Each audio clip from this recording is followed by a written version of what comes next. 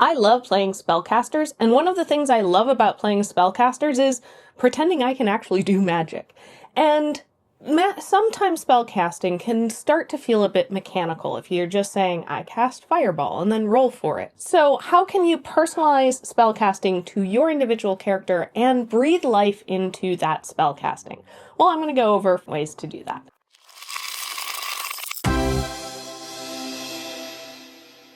Okay, if we are talking about D&D and similar systems, spellcasting has 3 different components. There's the verbal, the somatic, and the material. You can look to these components for a lot of inspiration. I think a lot of times the components for a spell kind of get forgotten, especially if you have like a component pouch or a focus that negates a lot of those material components, especially the ones that aren't like valuable or worth a certain amount of gold. But here, this is a place that you can really find inspiration and really make each individual spell unique by looking at these spell components. Sometimes the game designers have definitely put some puns into these spell components that are fun, and also you can play around with some of them. There was a great moment in a Critical Role game where somebody cast invisibility and it called for gum.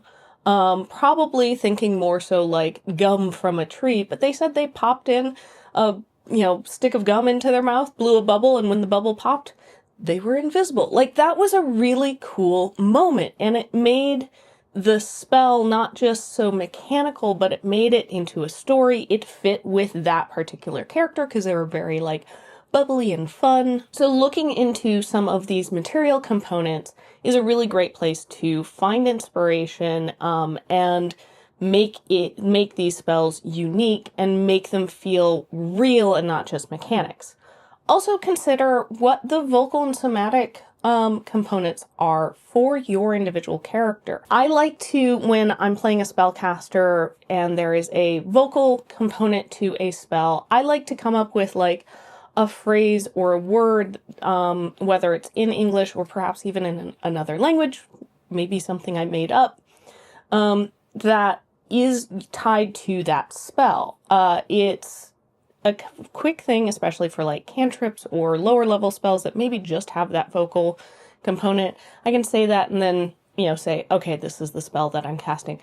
But it feels like my character is really casting the spell, not just the mechanics. And then consider what the somatic component is for the spell. I know some people who will incorporate sign language into casting the spell so they can actually do that at the table.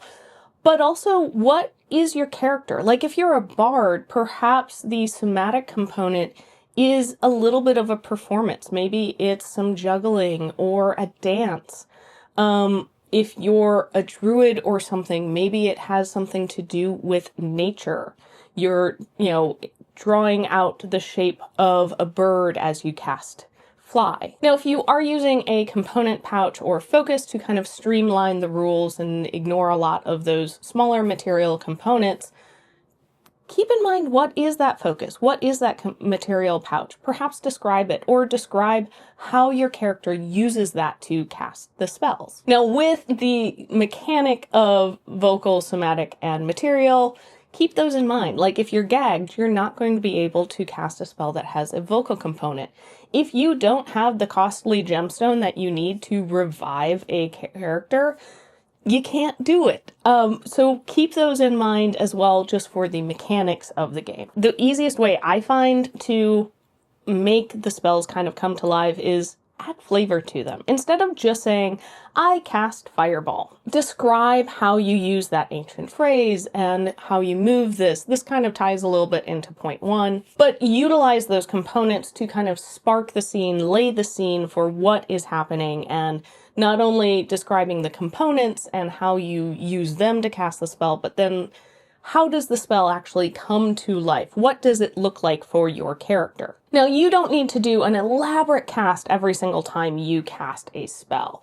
You don't need to fully describe every single movement and thing you say and what the spell looks like, especially for like cantrips or spells you cast all of the time. Like, these are times where I feel like, for the sake of moving the story along, sometimes it is more of the mechanics of like, I cast light and now this is where the light is.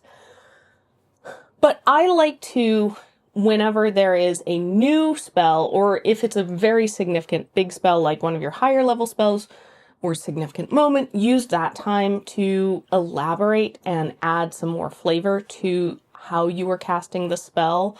As well as I think rituals generally are a great opportunity to add some flavor to it. Like if you're casting a tiny hut, describing what the hut looks like, since you can change it each time you cast it. Take a few of those extra minutes, but then also describe like how you're setting up the ritual. It might be the same every single time, and in that case, maybe only describe it when it kind of comes up.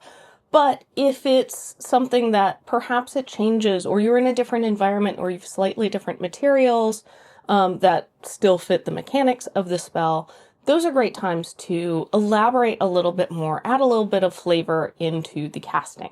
A big thanks to all of our patrons, especially Sean. If you're enjoying this video, please consider heading on over to our Patreon and checking out all the perks of being a patron.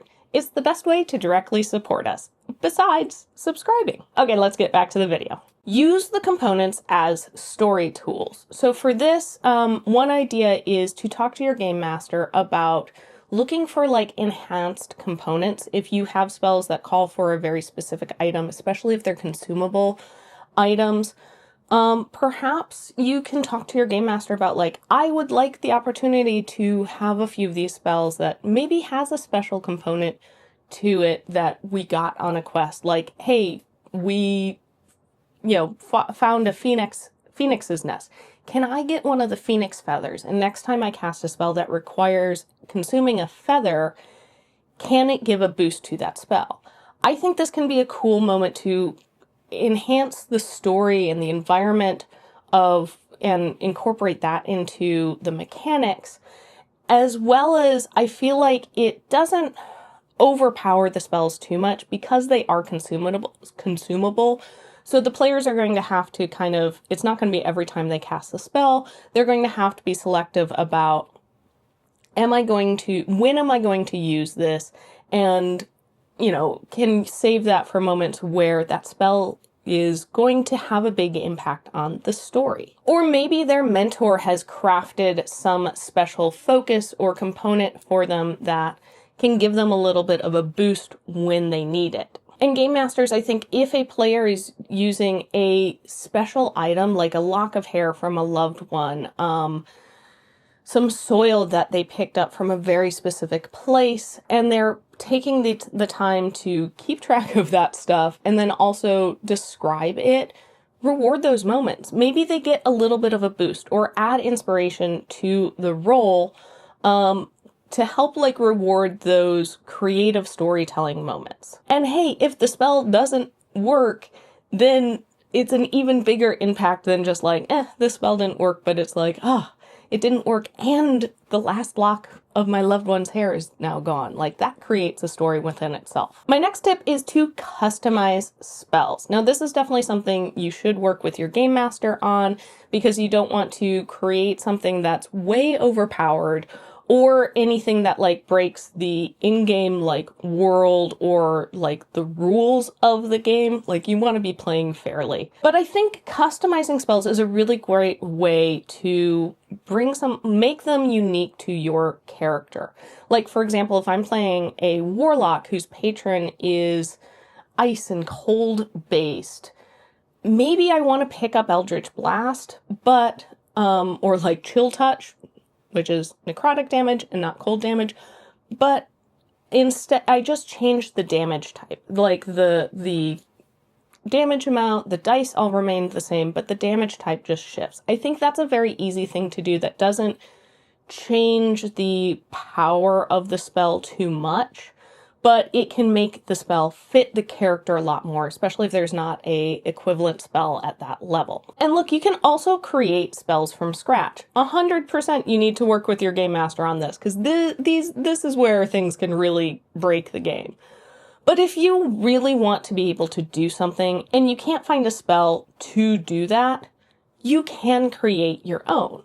Work with the game master to figure out what are the mechanics that seem appropriate for the spell level and doesn't break the game and, doesn't seem unfair to the other players. Now, Game Master, if you're doing this with players, perhaps find ways that non-spellcasting characters can get something unique to them. Maybe work with them on crafting a special item that they get to use. I think that's a good way of not having one particular player feel like the special kid who gets special things. Okay, so all of these tips have been a little bit more D&D focused, but they apply to all kinds of systems. You can easily change the flavor, alter some of the mechanics within a spell, and just lean into describing how you cast the spell to really make those spells come to life.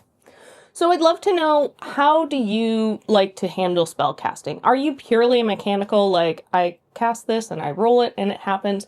Do you always describe your spell in great detail? Or are you somewhere in the middle, kind of like me, and you like to describe special spells, and maybe have a few fun details, but most of the time let the mechanics handle a lot of those lower level everyday castings?